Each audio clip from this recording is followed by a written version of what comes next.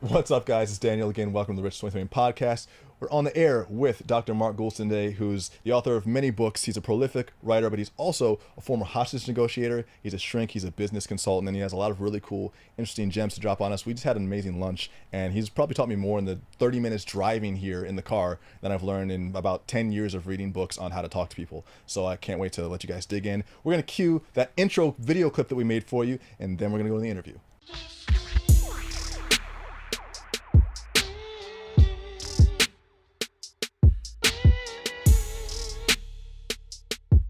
I wanted to say that I think it's pretty interesting that someone would choose at least a good part of their life's work dealing with difficult people. Difficult people in really serious situations like hostage negotiation and suicide watch, difficult people in business, and difficult people probably in your personal life or other people's personal lives. You've chosen the path of most resistance. Why would you do that? Well, it actually chose me. So I grew up in a family, and I was the youngest of three, and everybody had sort of strong personalities. And if you went against some of those strong personalities, especially if you're the youngest, it didn't go that smoothly. So what happened is I learned how to connect, deconstruct, defuse, work my way around that. And so I sort of did it a little bit out of how to find safety. And when I couldn't find safety, my secret hiding places, I would shinny up to the roof of our house, which wasn't the safe thing to do, but I would just sit That's there. the opposite of safety. And I would look out and say, well, at least I have the stars. And so what happened is then I went to medical school, and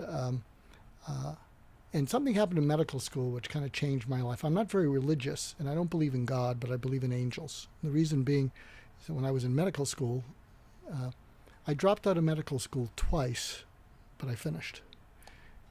I don't know. There's got to be a statistic on that. You be the anomaly. Yeah. And I didn't flunk out. I dropped out, and I think I hit sort of. As I look back, I think I hit a wall. I think I hit a depression, and so I dropped out the first time. Went and worked in blue collar jobs, and so my mind was able to work at a blue collar level. What were you doing? Well, my favorite job was this was in Boston. Was going to liquor stores and bars, and I would put up the Heineken windmill, I'd put up the crepe paper, I'd climb up to the barkeep on the top, I'd see dead rat skeletons up there. I loved it. I mean, I would talk to these people. It was terrific. They gave me a van, which is very different than the intellectual stuff that was murdering my brain. Yeah. So my brain came back to about blue collar. I went back to med school. And then after 3 months, the whole thing came back again, meaning I could read stuff. I'd highlight my books. They were all yellow, but I wasn't able to retain them or recall them.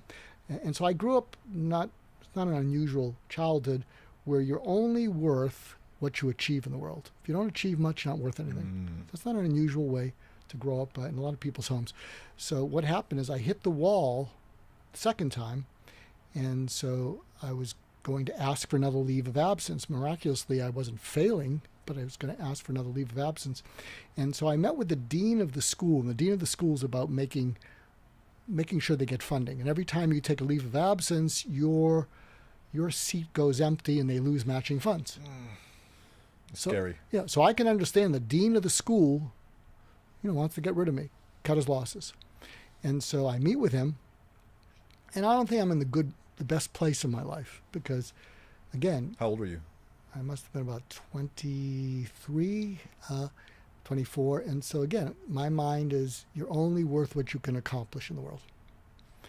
And let's say I came from, somewhat of a rugged, stern background, which emphasized that kind of philosophy.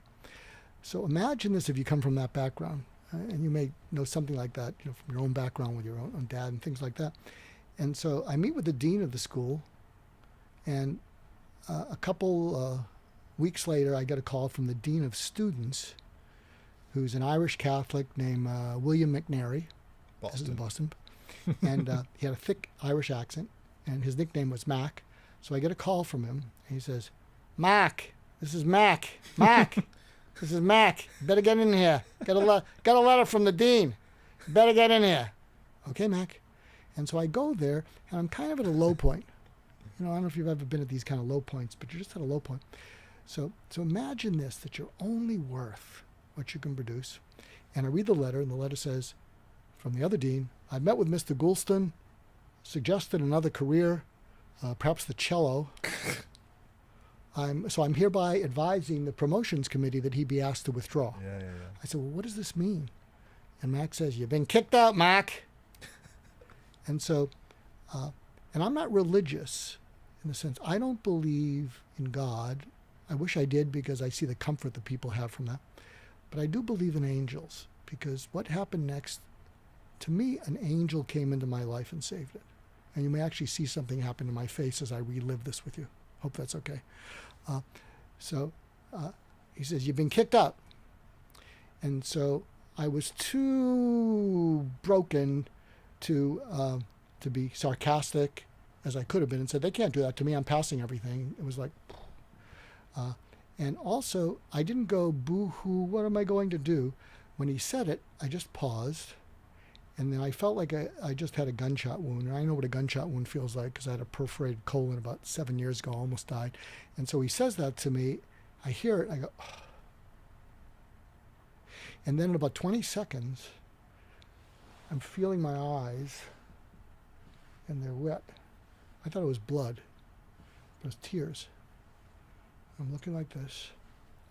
And so imagine this. Imagine what you're told. You're only valuable, whatever. So he says this to me.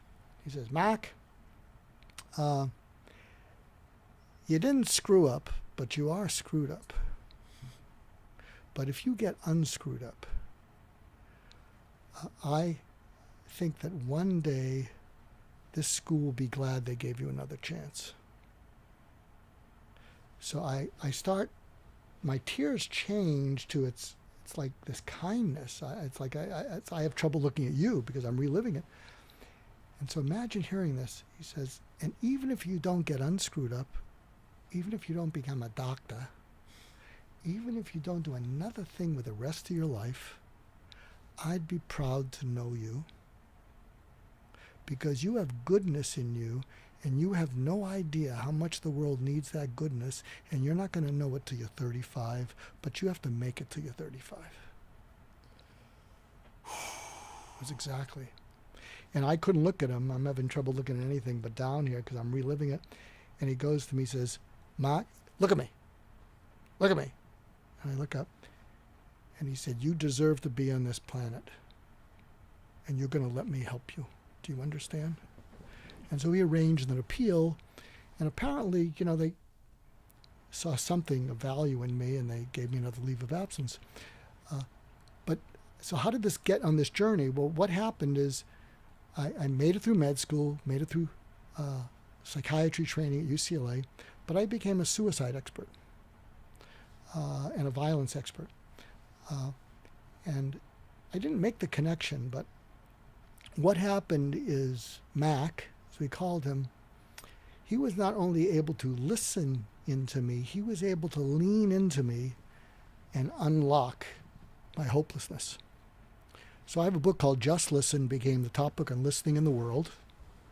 It's in 18 languages. I speak on this thing around the world. I've spoken in India and England. But there's one incident that will give you an idea of where I'm coming from. So you can see that I have to sort of, when you feel an angel is coming to your life, you walk differently and you don't have any choice but to pay it forward. You don't have a choice. So what happened is in my practice, I don't know what this has to do with Rich20Something, except when I talk to those audiences, I say, how many of you know of someone who was suicidal, mentioned or committed suicide in your high school, college, in your community? This has a lot to do with our community because people go through things that they never voice. It's a silent struggle. It's total of it. Yeah. And so when I say that to audiences, what's interesting is if it's a business audience, like, what's he talking about this? And when I say, do you know what happens? The entire audience raises their hand that they knew someone like this. Yeah. And you're just reliving it like, wow, I can feel the audience flexes. And so what happened is one of my early mentors was one of the pioneers in the study of suicide. He studied the suicide prevention centers in Washington, Los Angeles, and he was at UCLA. And what he would do is he would go up to the inpatient units when there were still suicidal people that had to be discharged. They just weren't acutely suicidal. You couldn't keep them there forever. You had to So you had to discharge them. But in order to discharge them, someone had to be willing to see them in the community. And the residents didn't want to see them because they're suicidal. And a lot of psychiatrists over the years sent their suicidal people to me. I mean, I'm afraid to see them if they're on the outside. Right. And so what would happen is they were still suicidal. They'd be released, but I knew I had a window, and I knew I could be innovative because, everything that had been tried, but they're still suicidal. And so what I developed was this acute sensitivity to language and talking with people. Because if I talked clinical in an academic way, they would smile at me and their eyes would say, nice try, doc, but you missed. Yeah. And so one of the most suicidal people I'd seen, we'll call her Nancy, she'd made 4 attempts over the last probably 4 years before I was seeing her. And I didn't think I was helping her. But I was seeing her 2-3 times a week. She rarely talked. She wasn't catatonic, but she rarely talked. And I didn't think I was doing anything good, except that was the longest she'd gone. And so when she'd come in, if you're me, and this is her, she'd be like this. She wasn't catatonic, but she didn't make eye contact. So I used to, in those days, moonlight at a state hospital. There's something called Norwalk Metropolitan State Hospital. And I go there on the weekends. You pick up some extra money. You cover for all the psychiatrists. And so I'd been up 36 hours. And when you're up 36 hours, and I'm sure everybody in this room has been through that, when you're up 36 hours or longer, your physiology does tricks with you, especially some of your sphincters all over your body. But I won't have to go there because you already know what I'm talking about. And your teeth are loose and all this sort of stuff. But your mind also, you think things that are different. So I'm there and she's like this. And suddenly all the color in the room turns to black and white. And I think, whoa. Now I'm young and I'm saying, this is kind of interesting, except I could be having a stroke or a seizure. That was the downside. And I'm looking at, whoa, it's black and white.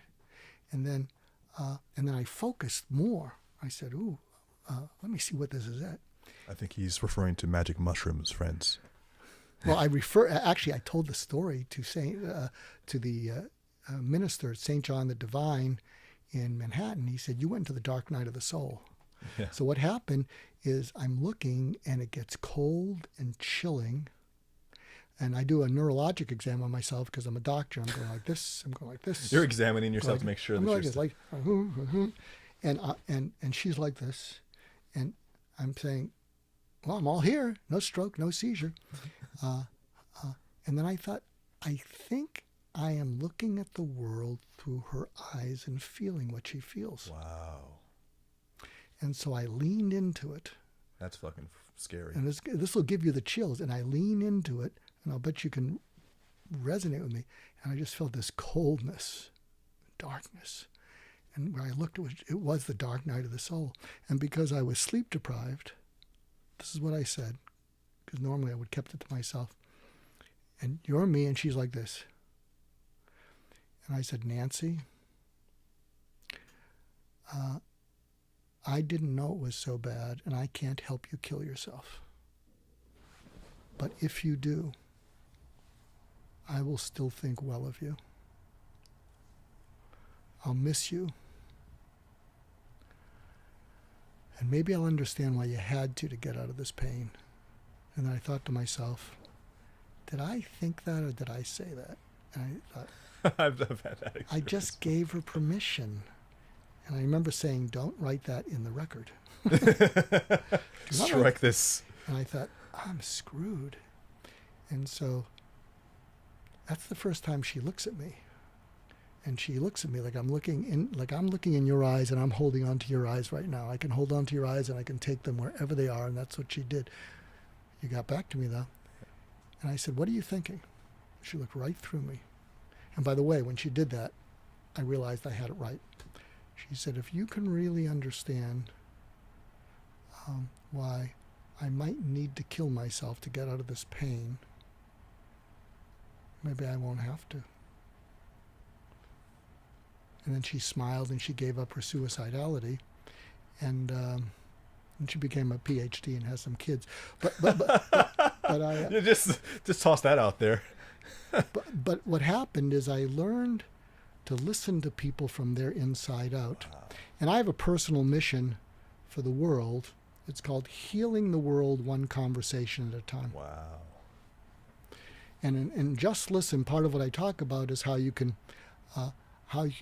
talk over people, at people, to people, and with people. And you know you're doing it by their body posture. And when you get good at this, you can tell it in the tone on the phone. And when you talk with people, and your whole purpose is for them to open up, and you will never hurt them, take advantage of them, do a bait and switch. And if you're in sales, you want a lifetime customer, this can work. I'll give you an example. So there's a Fortune 500, Fortune 50 CEO that everyone knows. And so I was doing some interviews on leaders, where you learn to be successful. And so he calls me. Someone introduced me to him because I blogged for the Harvard Business Review and said, you'll like this guy. He's a level 5 leader. And if you ever heard of the book Good to Great, level 5 are these humble, terrific people. They don't puff themselves up. And he was one of them. So he calls me on the phone, and and you probably know some people who are shy, technological, but they try to sound cool. So I get this call on the phone, and we'll call him Jack. That's not his name. And I pick it up. He says, Dr. L. Marco. What? Dr. L. Marco.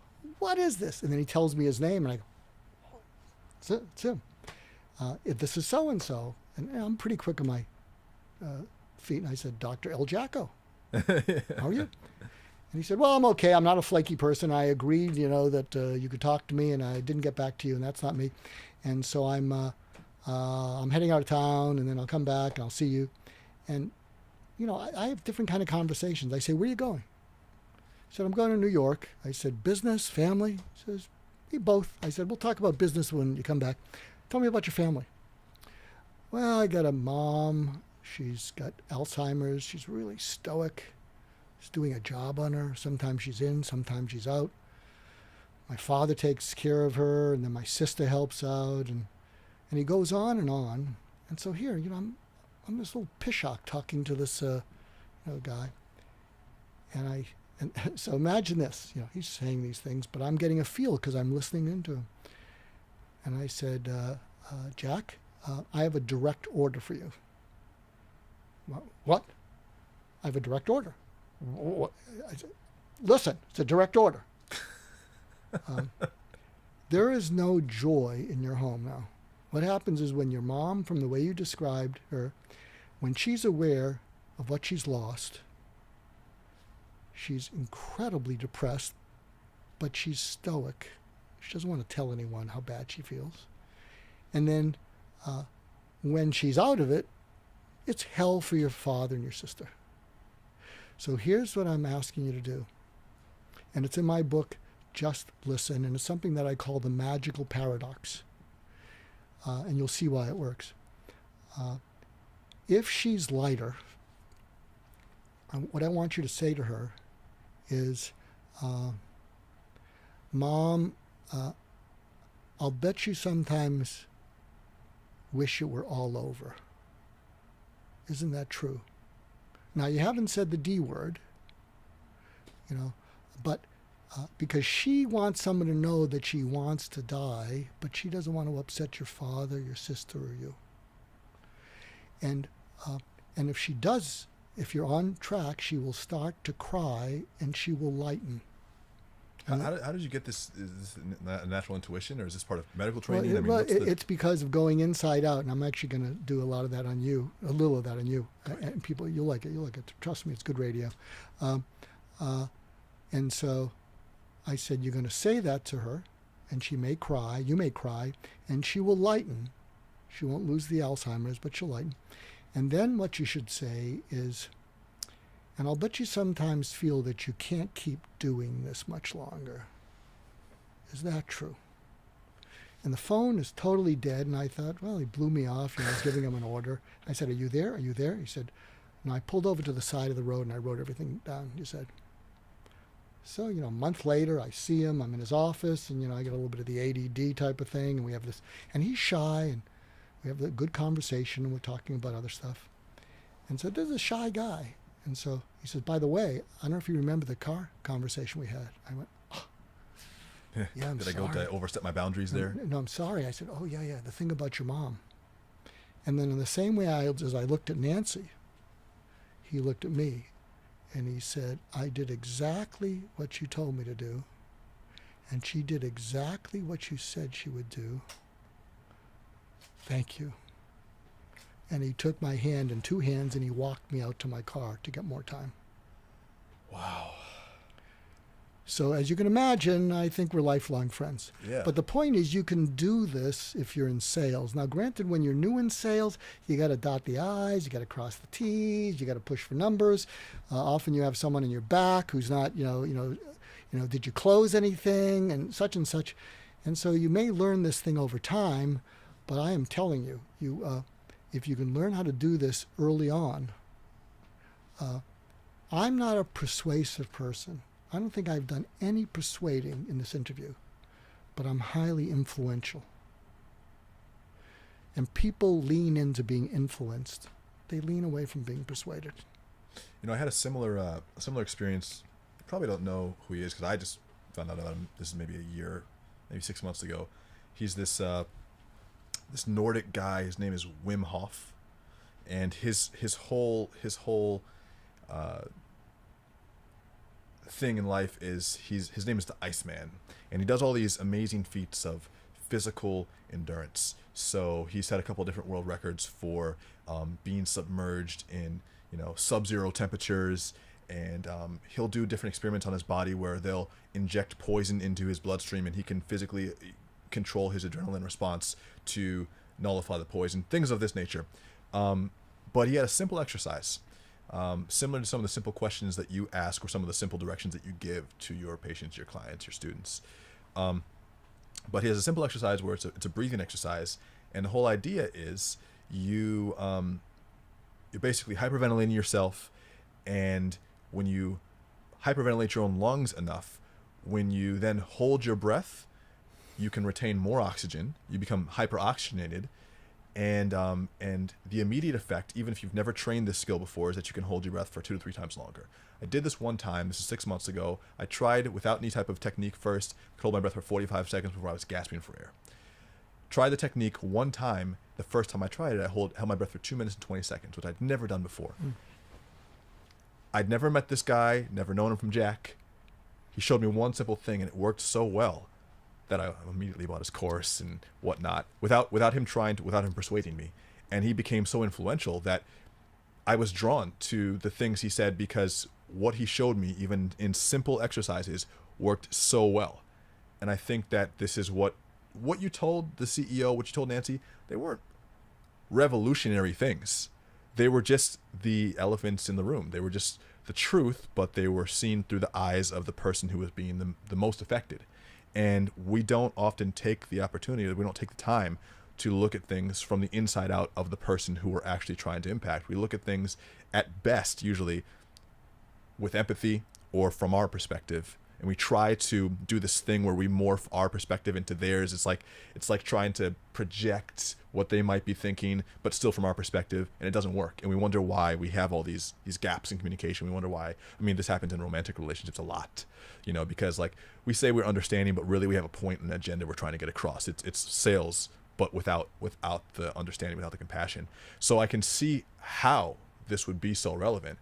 Have you found that it works just as well? The idea of seeing things from the inside out of others. Have you found it works just as well for business context as it does for personal, therapeutic, medical, interventional? Absolutely. So I'll give you a tip that you can use. But I want to try something on you. Yeah. So we have time? Yeah, let's do it. Okay. I'm scared. Which you want to go first, the business thing, or should we do the thing? Let's do the personal thing first, or the other thing. Okay, so do you ever share your background or anything? Yeah, Does anyone know about that? And your upbringing and the parents? There's pieces. We haven't done a whole segment on it, but there's pieces I sprinkle. But I'm happy to share anything. Okay, well, we'll test the water. Okay, we'll test the waters. Okay, so something that you shared with me is that your parents got married after 19 years, right? And you didn't have much of a relationship with your father, right? Up until that point. At that point. So here's what I'd like you to try, and you're going to report back to me. Okay. You're going to report back to them. Oof.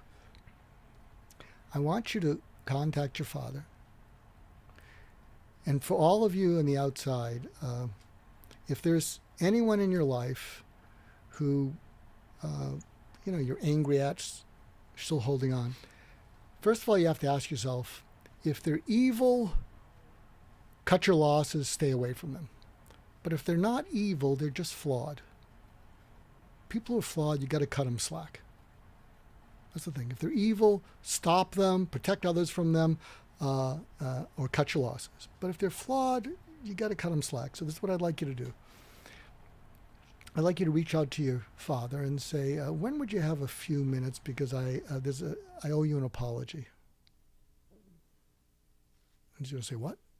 And I wouldn't do it just then. Let us imagine. And by the way, there is a power to unsolicited apologies that is unbelievable. I wrote if you go to Harvard Business Review, HBR, and look up Goulston, and I think it's Olive Branch on steroids. And I talked about the power of an unsolicited apology. And what's sad in this world is there is not a small number of people who have never been apologized to in their entire life. Never. So you're going to reach out to your dad. He's going to say, what's this about? You say, no, I just got clear about something. And it's not going to get us into trouble. But when you had a moment, I just want to speak to you. And you can do it that time, but I like letting people's imagination go crazy, because then you get their undivided attention. And then what you say to him is, I want to apologize for holding a grudge against you for many years, because you were doing the best you could with what you had, and I judged you. And you were doing the best with what you had, and I judged you. And I just wanted to say I'm sorry, because I know there's times in my life when I haven't done too well and probably disappointed other people. And just for the record, I wanted to say I was wrong.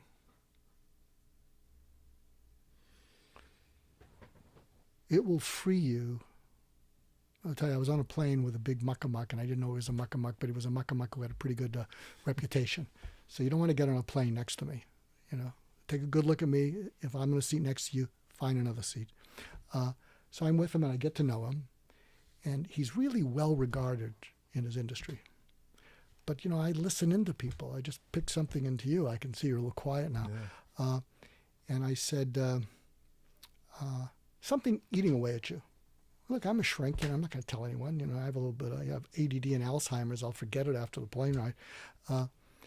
And he said, well, I resent I resent that I was poor and resent my father. I said, but it propelled you to great success. He said, well, he had a business, and then it didn't happen, and then he never got back on his feet. And I said, is he alive? No, he's dead. And we're going to Washington. And I said, what are you doing in Washington? He said, well, I got an event to do, but I grew up in Washington. I said, really? I said, this is what I want you to do. I want you to go to the cemetery, which he hadn't visited in years. I want you to clean off his name. And I want you to look at him and apologize for holding a grudge against him, because he did the best with what he had, and you judged him for being afraid and not being able to get past it. And you've had fear because, from what you told me in your career, you've had a few of those hiccups. And I want you to go and do that, and I want you to then kiss his name on the gravestone. See, you don't want to sit next to me, I'm telling you. And so, trip's over. He has a funny spelling on his name. So I reach out to him the next week, and I thought it was like the guy in the car. I must have offended him. And then I got the right spelling right. When I sent it to him, I said, I got your spelling wrong. How'd the trip go? Oh, by the way, did you do the little exercise? This is a very busy guy. And he said, did exactly what you said, changed everything. Too much to talk about. When can we meet? I want to make a phone call right now on the air. And we'll see if we can get, there's a phone call I need to make based on what you just said. So I haven't talked about this on the air yet, or on the blog or anything. But my grandmother died last week. Joe, the one that we were talking to in the car, 65 years old. and it's a really big deal for my family because she's kind of the matriarch, or she was, and I'm just, it's I didn't plan on talking about it publicly yet this soon, but I guess now I am, and there's been a lot of family fallout because of this, because of just various things that weren't said. She was sick, but not terminally sick. She just had like a bunch of different things going on with her, like you sometimes do when you get older, but nothing that was going to kill her. But she'd been sick for a while, and she was in a wheelchair, and so there was a lot of resentment that had built up. I think in part because people don't like caring for others when it involves a lot of effort and time, and eventually the family over the past decade had just gotten, I think, tired of looking out for her. Some people had her, especially her siblings, and she's the oldest one, so it caused a lot of bad blood. And so her three brothers, my three uncles, great uncles, I guess, my mom and I feel that they really dropped the ball when it came to like honoring her, because she wasn't always easy to deal with, but she's still their sister, and she's still our mother, my grandmother. And when she died last week, she had all her stuff in her house, and this is a woman who's extremely well read, and small one bedroom apartment, 3,000 books alone, and it was a backbreaking amount of work physically, but just extremely emotional. And we wanted to have the whole family there helping us in this serious time. And her brothers, we felt, blew us off. One of her brothers, John, who's an identical twin brother to Bill, John did come by for a few hours, and he came, it was kind of a drive-by appearance, in my opinion, because my great grandparents were still alive in their 90s. His parents were expecting him to go, and he went. He made an appearance, and he did some lifting a little bit. He packed a few boxes, and he took some things that he wanted, and he left. And when I went to my great grandparents' house later that night, I had some really harsh words for him. I said some really mean things that I meant at the time. I said, "Look, you're a fucking coward. Like, you didn't show up. You didn't play your role. I'm fucking done with you. Like, as a family, we're fucking done. Fuck you." And I did mean that at the time, and I am disappointed in him, but I think I was judging him too hard because his two other brothers, first of all, didn't show up at all. He did at least show up, and he still lost his sister, so there's still pain there. But I guess I wasn't giving him. I wanted him to like either grieve the way that I was grieving, or I don't know if I expected him to like. I don't know if there's like a. I just felt like he wasn't doing enough, because I felt like we were all doing the most we could, and he was doing the least he had to do to get by, to just the least amount of support he had to give. But anyway, I ripped into him, and I don't think that's the right thing to do. Okay, so can I give you a couple tips since this is real? This is raw and real. Yeah. If you're going to call him or leave him a message, and if you're watching or listening and you do this, don't get attached to the result, because the other person can rip you back and whatever. But if you do it in the spirit that you're going to do it, and I'm going to give you the 5 steps that you go through, that's the olive branch on steroids. Afterwards, it doesn't matter what the other person says, because you'll say, I can't be more gracious, I can't be more decent, I can't be more classy than what I just was. It's gravy if they respond. If they don't, you get to walk away being classy. And I don't mean that in the arrogant way. So if you look up Harvard Business Review, olive branch on steroids, my name. So the 5 steps of an unsolicited apology. And so maybe you'll just do the first part of it if you don't get them. But the first thing is you reach out to someone and you leave them a message and say, hi, this is so-and-so. When you have a few minutes, there's something I need to apologize to you, and if you're willing, I'd like to do that. So you reach out to them. That's the first step. Second step is when you get them on the phone, what you say to them is, when we went through what we did, I didn't make any effort whatsoever to understand where you were coming from. I made no effort. The third step, which is the olive branch on steroids, is to say, I not only didn't I understand, I didn't want to understand. All true, by the way. I know it's true. Yeah. I didn't want to understand because I wanted to just be pissed at you. And the next step is, and I want to tell you I'm sorry because you were doing the best in the situation and I didn't know where you were coming from. And the final step is, if you'll give me the chance to fix this, let me know where you were coming from and how you're doing.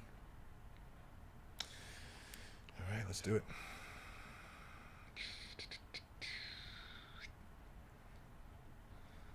Okay, so let me write down these 5 steps so I can... First step. Hi, this is me. When you have a chance, I'd like to speak to you for 5 minutes because I believe I owe you an apology. Mm-hmm. Period. Second, when you get them on the phone, the second step is when this all went down and I reamed you, I didn't make any effort to understand where you were coming from with regard to this. Mm-hmm. The third step, which is the olive branch on steroids, it's really what I call bearing your neck really deeply. And the truth of the matter is, I didn't want to understand where you came from. I just wanted to be angry. The fourth step is to say, I was wrong, I'm sorry. And the fifth step is, if you're willing to do it, and tell me where you were coming from, where you're at now, tell me anything. I'd like that, and I'll listen. Now, what does this have to do with sales? I don't know. It has something to do with influence.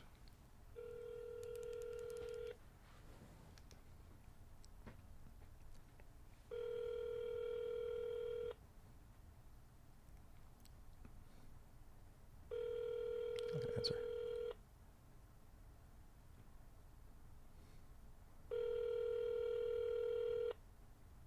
I'll get in the first step. Hello? Hey, John. Yes. Hey, it's Daniel. Daniel, how you doing? How are you, man? I'm all right. You okay?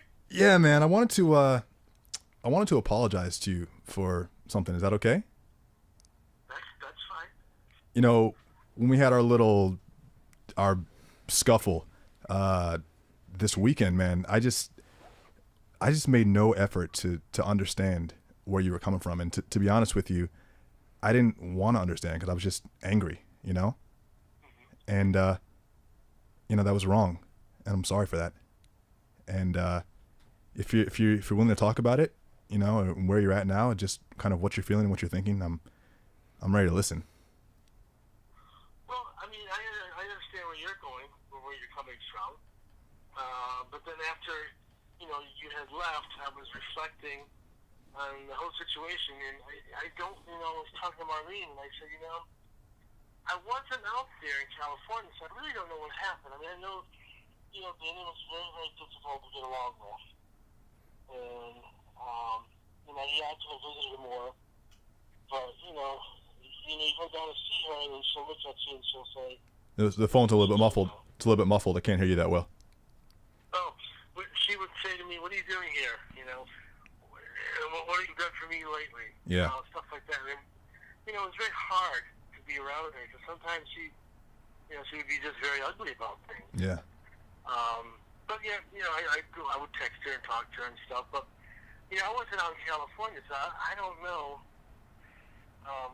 What truly happened. And I know Dana's my sister, and I know she's your grandmother. But I know Dana also embellishes and manipulates, and she lies. Totally. Yeah, totally. And so I mean, I don't know. She's very tough to deal with. And so I really don't know what happened out there. I talked to Angela about it, and I know Bill can get headstrong about it, so did Eric. But to me, I was thinking, I wasn't out there. I don't know what really truly happened. So I shouldn't, pass judgment by saying that, that you didn't go over there because Angela said that you did go over there to see Grandma. But, yet on the other hand, she didn't want you near there or was, hurting your feelings and saying some rotten things to you. Mm-hmm.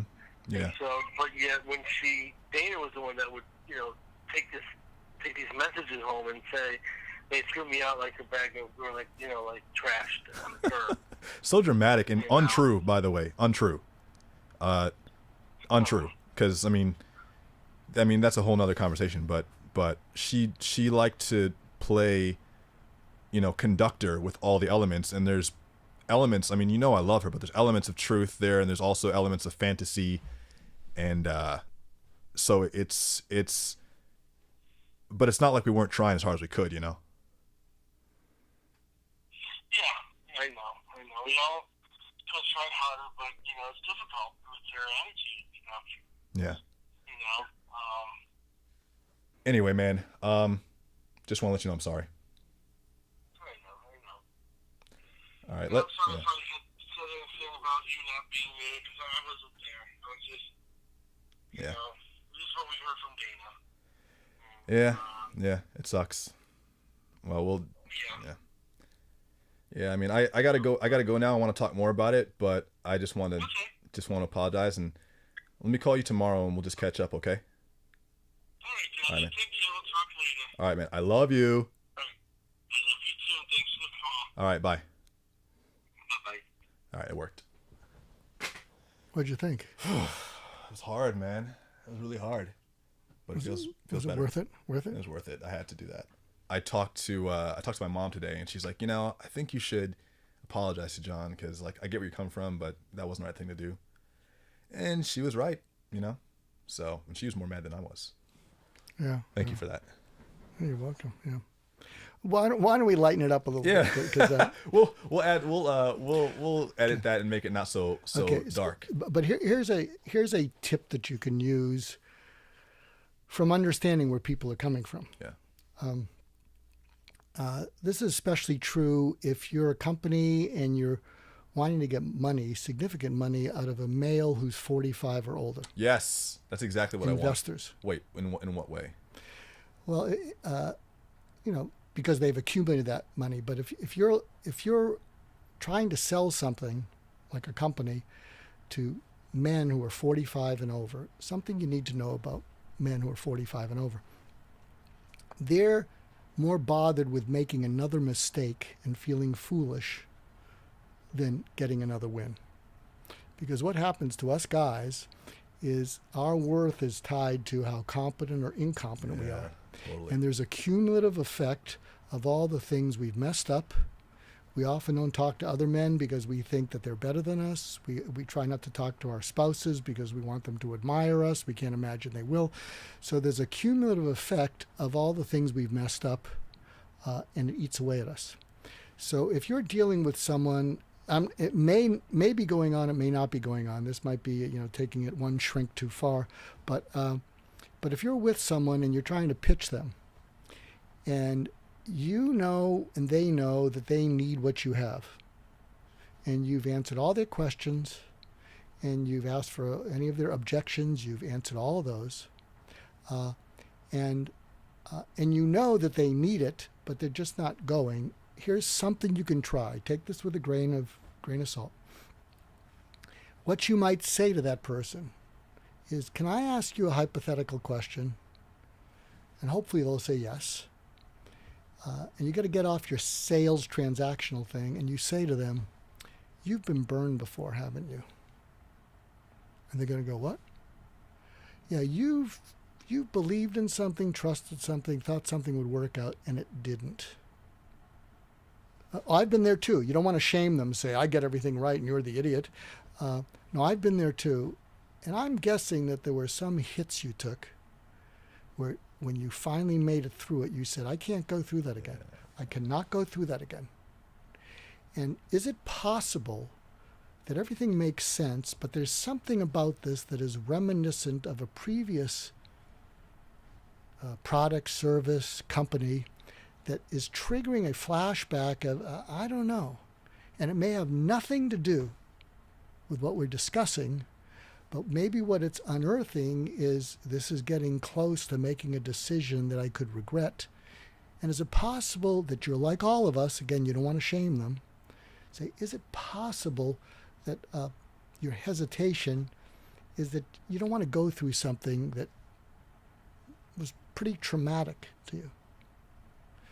Now, it may not always play, but if it does play, it's kind of like what I did with that CEO but his mother, with Nancy. I think the 5-step apology, you track completely with the hesitation. And if you're purely transactional, you got to, well, what didn't I answer? So why can't you make a decision? Oh, you have to check with other people. But what happens is you get nasty, you get feisty. But can you see how that's a way of listening to people from their inside out? But given my story, that I got to pay it forward for this angel who came into my life. It's it's not a big money maker, but hopefully I'll make it and meet him someday. But if you get people to open up, you can't do a bait and switch. Yeah. I mean, you just can't, because if you do a bait and switch, they deserve to come after you with holy hell, because you got them to open up. You can't do you that. Got them to trust you, and then you You can't say pull the rug out. That's right. You can't say, have you been burned before, and say, I understand, and then burn them. That's right. And by the way, if you get into that conversation and you're aligned with what I'm saying, what you can say is, well, going forward, we hit hiccups in the road, and we may hit even bad news.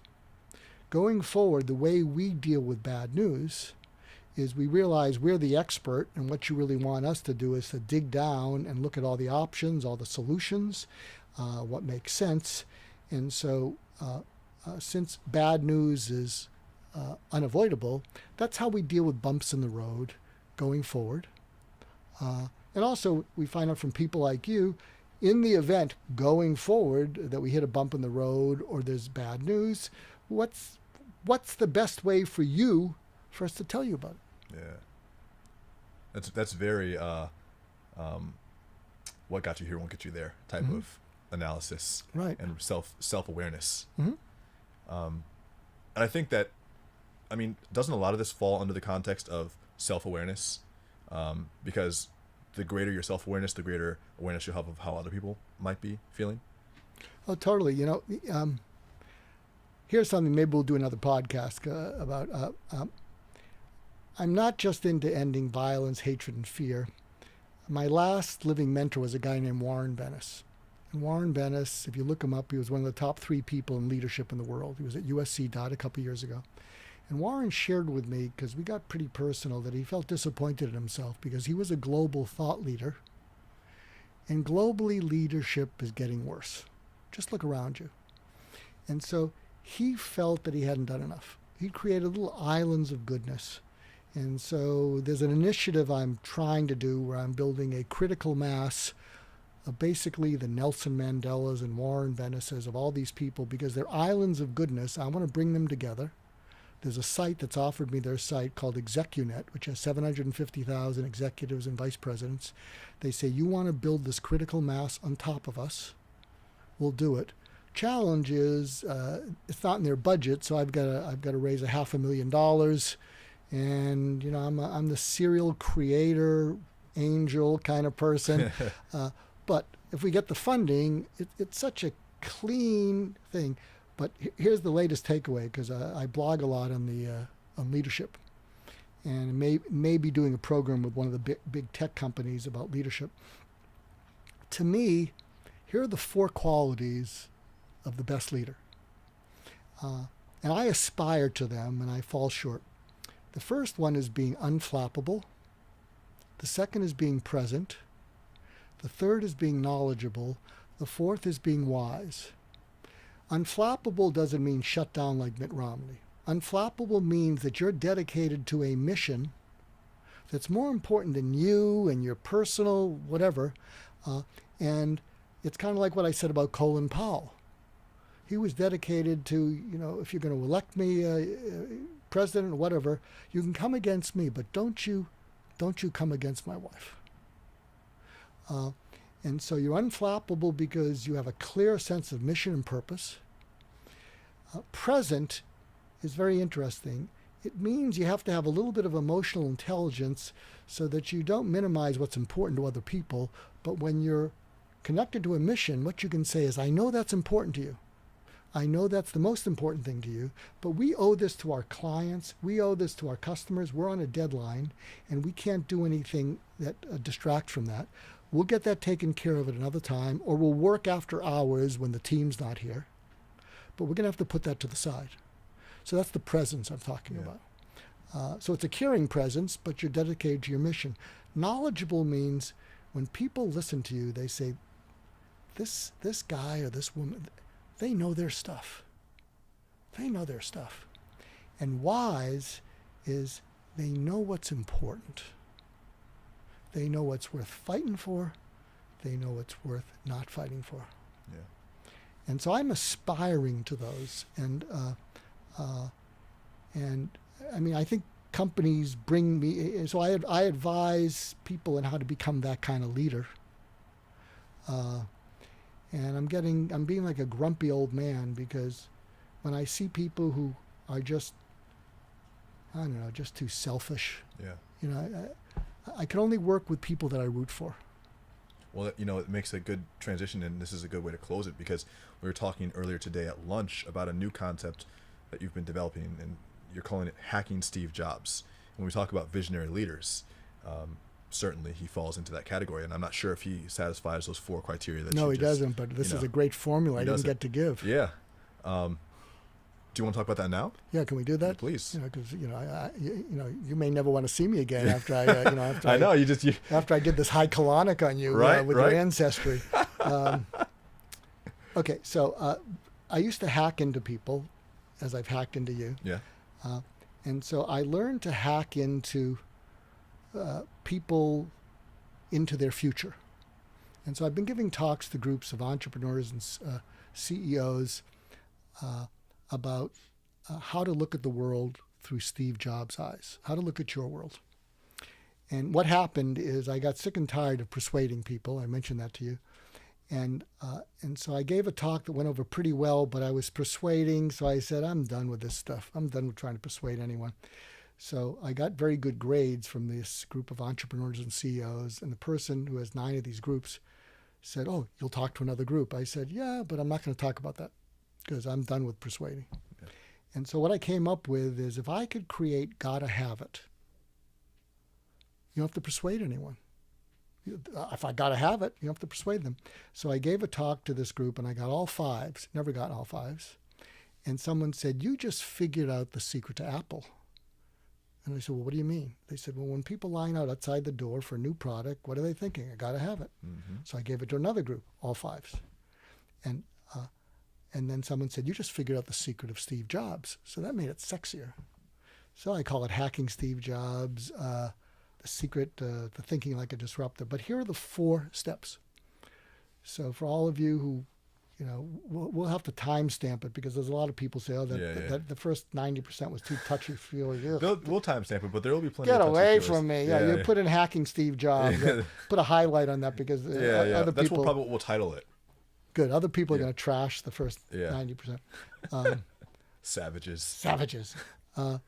Okay, so here's the key, and here are the 4 elements, and see if you can recognize them, and I'll tell you what they are. So when I do this presentation, I show a video of Steve Jobs when he's talking in the Lost interview about visiting Xerox PARC. Yeah, I've seen that one. And so in this 1 minute, this is what he says, and I'll tell you what the secret is. And you've got to recreate this.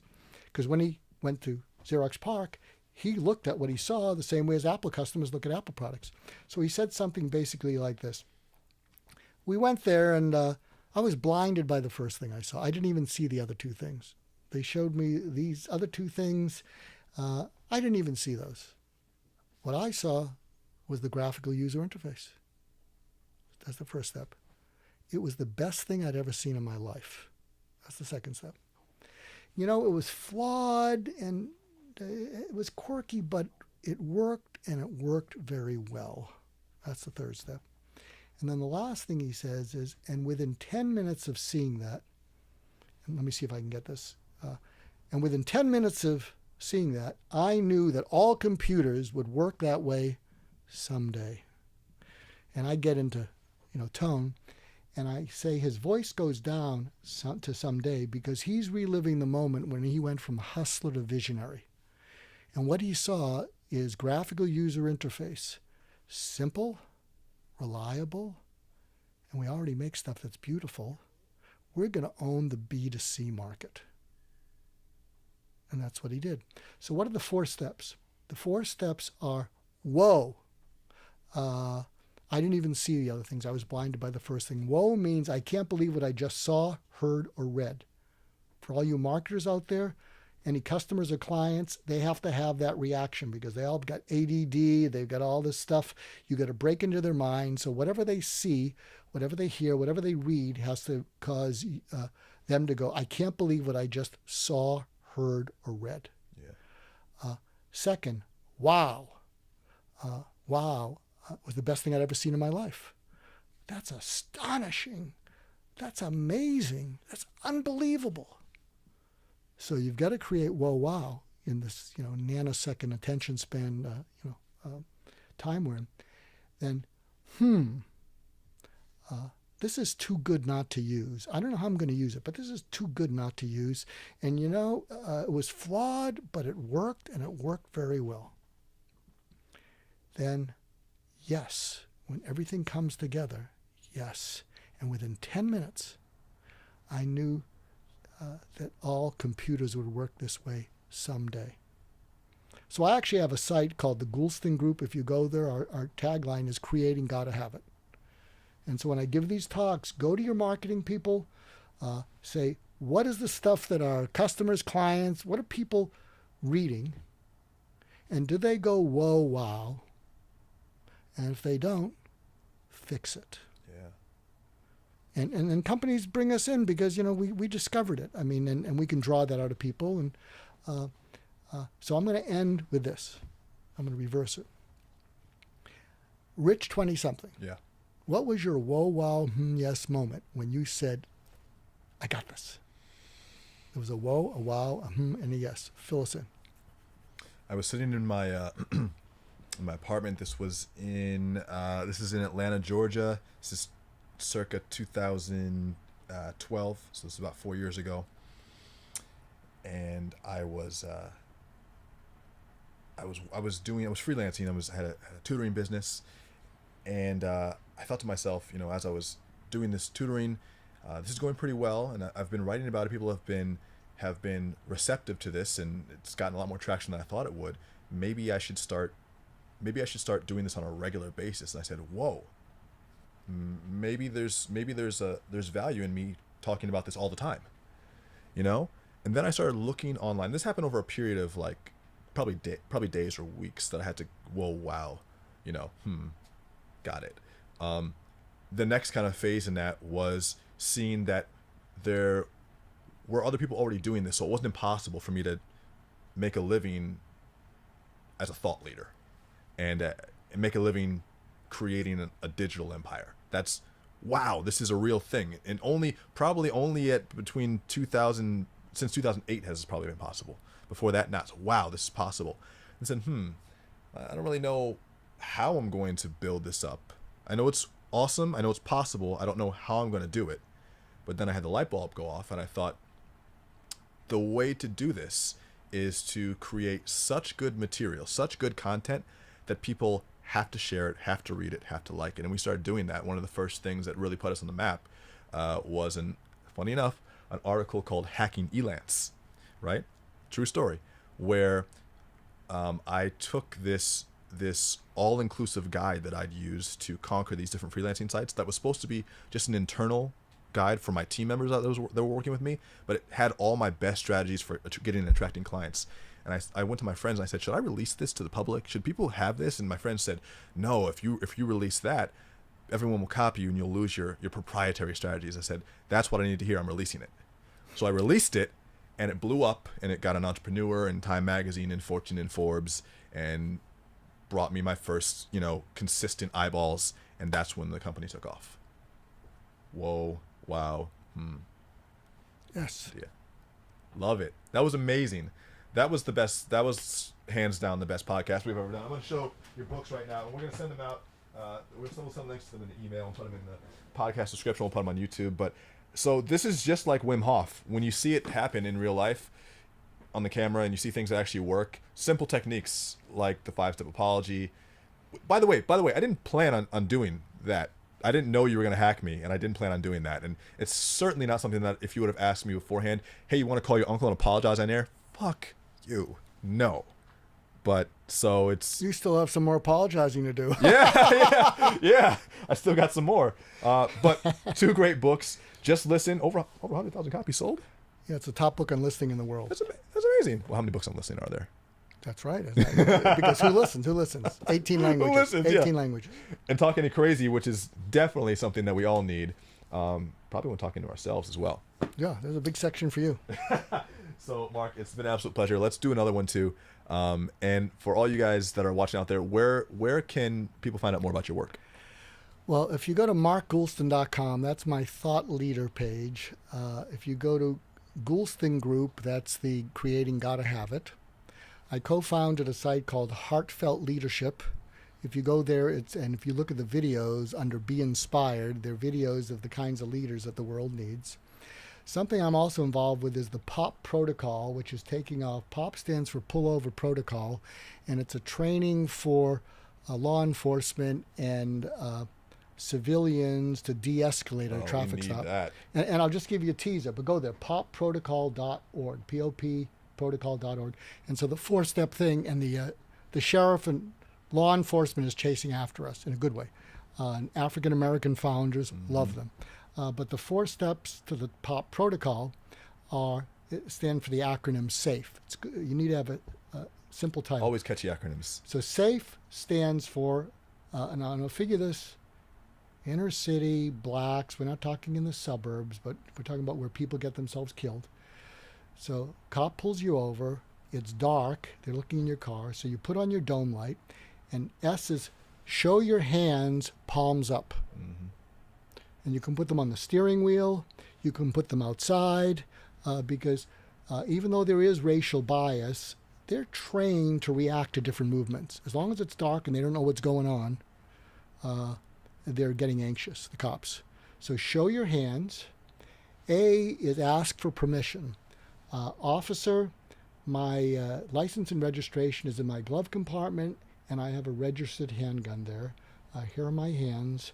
I'm not moving them. What should I do? And then F is follow instructions. And then E is exchange respect. Yes, sir. Yes, officer. You don't want to mouth off and say, "Don't you have better things to do?" No. And we had this rapper, Master P, did a great. He did a great PSA, and it is so heartfelt. Now, Master P. And basically, he's a wonderful man. If you look up Master P Pop Protocol, you'll see it on YouTube. And he basically said, "Look, it was so heartfelt." He said, "Look, take care of the racial thing the next day. Get the badge number, but get home safe. Just do this." Get home safe. Don't get yourself killed. And it is so filled with love and pain. So hope you'll check that out and check out popprotocol.org. If you have some connections into law enforcement near you, any introductions would be great. And come find me. And thanks for listening. Appreciate you, brother.